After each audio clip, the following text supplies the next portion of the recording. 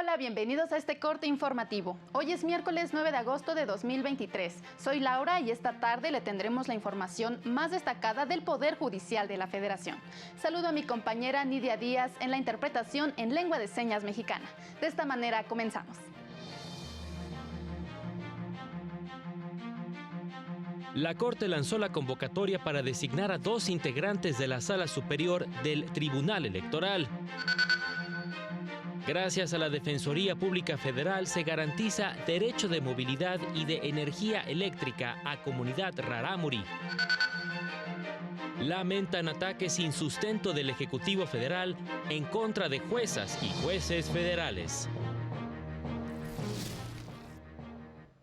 La Suprema Corte publicó en el Diario Oficial el acuerdo para definir 2 ternas que enviará al Senado para designar a una magistrada y a un magistrado de la Sala Superior del Tribunal Electoral, quienes desempeñarán el cargo a partir del 1 de noviembre de 2023. Quienes cumplan con los requisitos de ley podrán registrar su solicitud a partir del lunes 21 y hasta el viernes 25 de agosto en el buzón judicial del Alto Tribunal o mediante el uso de la FIREL o e-firma en el módulo de promociones del sistema electrónico del Alto Tribunal. Una vez definida la lista de aspirantes, el Pleno seleccionará a 12, 6 mujeres y 6 hombres, quienes comparecerán ante el Pleno para definir a las 2 ternas, una de mujeres y una de hombres, que serán enviadas al Senado para designar a la y el magistrado de la Sala Superior, que entrarán en funciones a partir del próximo mes de noviembre. La Suprema Corte, a través de sus sentencias, ha protegido los derechos de pueblos y comunidades indígenas, entre ellos el de acceso a la información y a la salud. El Pleno invalidó el último párrafo del artículo 68 de la Ley de Salud del Estado de Yucatán por vulnerar los derechos de acceso a la información relevante y esencial en materia de salud reproductiva de las minorías de lengua indígena que no contemplaba la norma. En la resolución vinculó al Congreso del Estado a legislar en lo sucesivo conforme a los estándares fijados en la sentencia. La norma definía las medidas en materia de planificación familiar, los riesgos del embarazo adolescente y la obligación de implementar campañas de orientación sexual entre los jóvenes y en comunidades indígenas en español y lengua maya. Motivo por el cual se invalidó la norma, pues el legislador no tomó en cuenta que en la entidad hay comunidades que hablan otras lenguas no previstas como el chol, setzal, mixe y zapoteco. El Instituto Federal de Defensoría Pública consiguió a través de representación jurídica que raramuris en Chihuahua tengan derecho a la movilidad y servicios de energía eléctrica. Cada año el poblado de Gomarachi se inunda, lo que impide el acceso de las personas a su comunidad. A través de un amparo, Ángel Nava, asesor jurídico en la delegación Chihuahua del IFDP, obtuvo la orden de un juez para construir un puente que les permita salir y volver a su comunidad. Promovimos una demanda de amparo indirecto en el que promovimos como acto reclamado, en el que se señaló pues como acto reclamado la violación al derecho fundamental colectivo, por tratarse de una comunidad, al desarrollo regional de las zonas indígenas, precisamente por la falta de construcción de las vías generales de comunicación. A través de un segundo amparo, el asesor logró que los pobladores de la comunidad Nahueachi obtengan acceso al servicio de energía eléctrica. Y como parte de los diálogos sobre ética judicial organizados por la Suprema Corte, el profesor de la Universidad de Alicante, Joseph Aguiló, explicó qué quiere decir un juez o una jueza tiene un deber de independencia judicial. Sujeción al derecho y no representación de intereses sociales y no sujeción, no estar sometido a personas, solo a normas.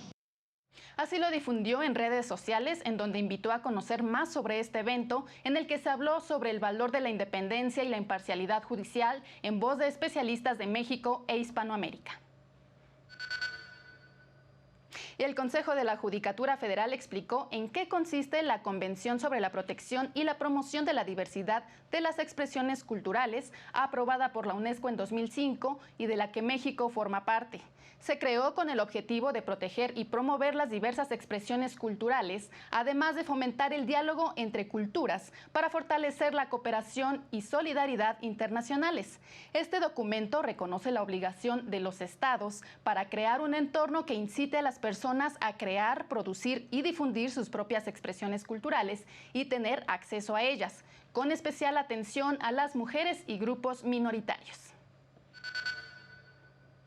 Por otra parte, el segundo tribunal colegiado en materia civil del 11º Circuito, mediante control difuso, determinó que el artículo 464, fracción primera, del Código Familiar del Estado de Michoacán, que ordena fijar los alimentos provisionales de acuerdo con la unidad de medida y su actualización, es contrario al artículo 123 constitucional, apartado A, fracción sexta, segundo párrafo.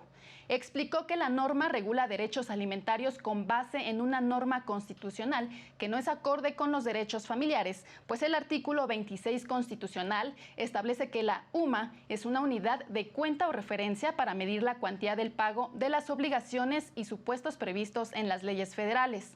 Explicó que de acuerdo con el 123 constitucional, dicha prestación debe fijarse en salarios mínimos generales, medida que es suficiente para satisfacer las necesidades normales de un jefe de familia en el orden material, social y cultural, así como prever la educación obligatoria de los hijos, por lo que en estos casos el juzgador ordinario debe inaplicar la disposición en cuestión.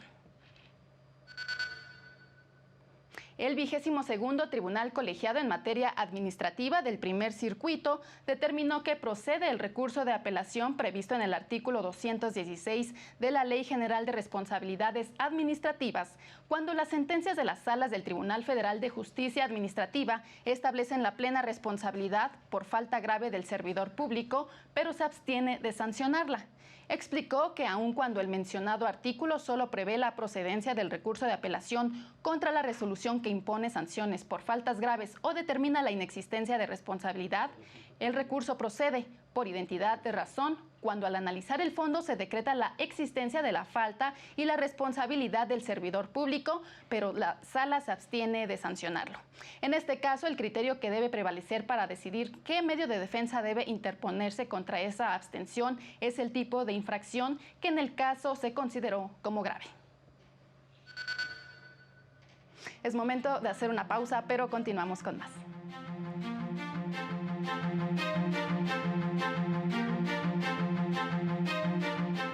Al regresar, el 98% de casos penales que llegan a jueces federal son por detención en flagrancia.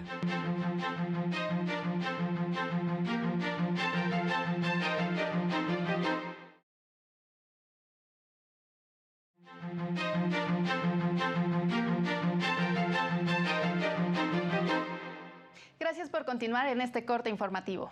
Durante el tercer día de trabajos de la Cumbre Iberoamericana de Medios Públicos se conmemoró el 6º aniversario del Noticiero Científico y Cultural Iberoamericano, producción en la que participan y aportan contenidos más de 200 televisoras que integran la TEI y colaboradores, producción que se distribuye en 20 países. Durante el evento se dio un reconocimiento a los socios que conforman la TEI, la cual se fundó hace 20 años y los cuales han contribuido a la divulgación del conocimiento científico.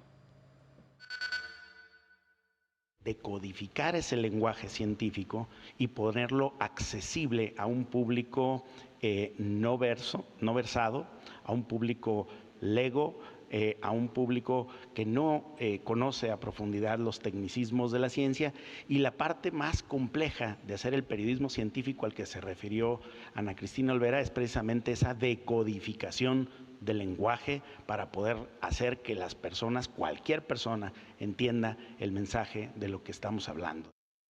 El Noticiero Científico y Cultural Iberoamericano se transmite todos los días por el canal del Poder Judicial de la Federación en punto de las 10:30 horas.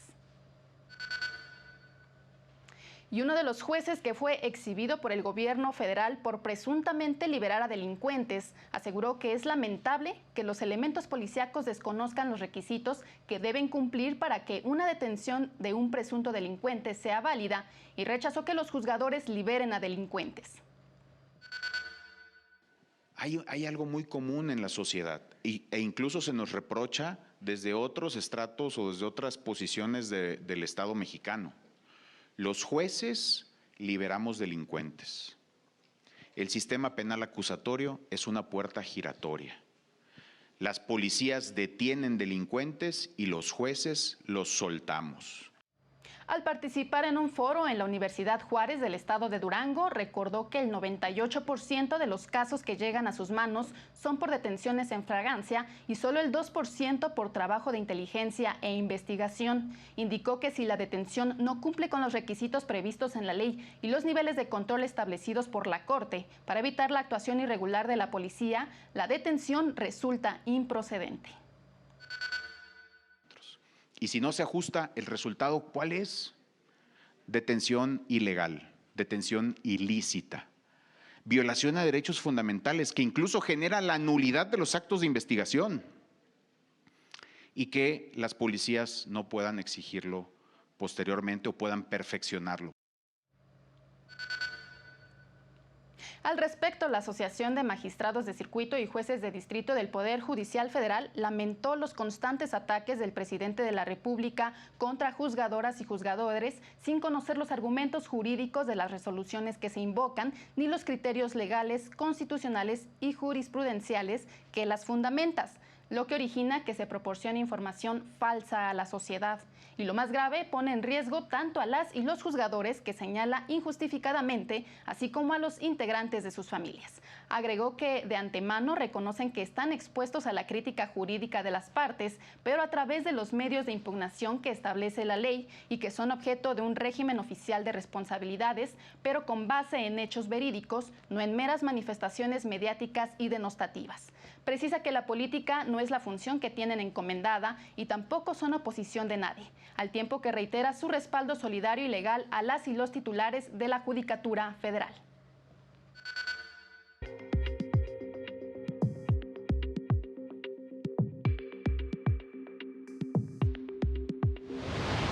El Poder Judicial de Aguascalientes inició las visitas de revisión a juzgados en toda la entidad, a fin de conocer el estado que guardan, tener un acercamiento con las y los servidores públicos y garantizar una impartición de justicia de calidad. Durante el inicio del segundo periodo de sesiones del Tribunal Superior de Justicia de Zacatecas, se informó que se obtendrá un subsidio para el fortalecimiento del sistema de justicia laboral y se crearán nuevos centros de convivencia familiar supervisada. En lo que va del año, el juzgado especializado en cateos, órdenes de aprehensión y medidas de protección del Poder Judicial mexiquense ha concedido 4,000 órdenes de aprehensión y 3,526 cateos. Funciona en línea las 24 horas y responde a las peticiones en menos de 8 horas. El Consejo Técnico de Adopciones de Hidalgo, del que forma parte el Poder Judicial local y otras autoridades, integró a 6 menores de edad a sus nuevas familias, para así garantizar su derecho a desarrollarse en un ambiente familiar. Para el canal del Poder Judicial de la Federación, Jesús Daza. Y en otra información, las organizaciones de la sociedad civil Impunidad Cero y Sin Fronteras YAP presentaron el carnet de denuncia para personas en situación de movilidad, un documento que les orienta sobre los pasos a seguir en caso de que hayan sido víctimas de un delito. Con un lenguaje sencillo, explica el proceso penal para presentar denuncias por extorsión, lesiones, discriminación, desaparición forzada, trata de personas, entre otros. Además, enlista las instituciones y organizaciones de apoyo a migrantes. Está disponible de manera gratuita en varios idiomas como español, inglés y francés en el sitio denuncia.org, en el apartado Herramientas de denuncia. Antes de despedirnos, le informamos que ha trascendido que la titular del juzgado 15º de distrito en el estado de Veracruz, Daniela María León Linarte, ordenó la inmediata liberación de la jueza Angélica Sánchez Hernández, pues los presuntos delitos que se le imputan, tráfico de influencias y contra la fe pública, no ameritan prisión preventiva. Además, determinó que el juez que giró la orden de aprehensión, la Fiscalía de Veracruz y la Policía Ministerial incurrieron en desacato al violar la suspensión que se concedió a Sánchez Hernández para evitar ser detenida. Con esta información concluimos esta emisión. Lo invito a mantenerse en la señal del canal del Poder Judicial de la Federación y a seguir nuestro corte informativo a las 19:30 horas y el noticiario nocturno a las 8:30 de la noche. Soy Laura, le agradezco mucho su atención. Hasta pronto.